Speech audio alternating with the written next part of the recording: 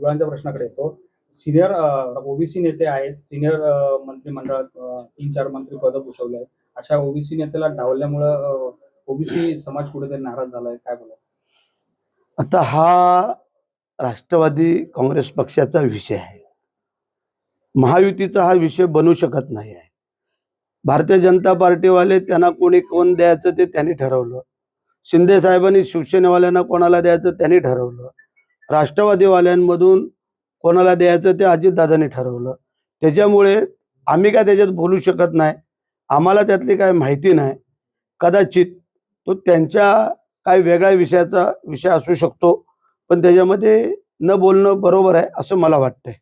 बीड प्रकरणामध्ये अद्याप संतोष देशमुख यांच्या त्यांना न्याय मिळालेला नाहीये. काल परवा सर्वपक्षीय मोर्चा झाला. या मोर्चामध्ये सर्व पक्षाचे आमदार होते, माजी खासदार होते. सर्वांमुखी एकमुखी मागणी झाली आहे की धनंजय मुंडे यांना पालकमंत्रीपद देऊ नये, तसंच त्यांचं असलेलं मंत्रिपद देखील काढून घेण्यात यावं. काय सांगा?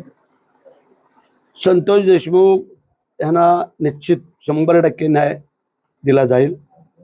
आपले मुख्यमंत्री, दोन्ही उपमुख्यमंत्री आणि आमचं मंत्रिमंडळ यांच्या माध्यमातून कोणालाही पाठीशी घातलं जाणार नाही आहे.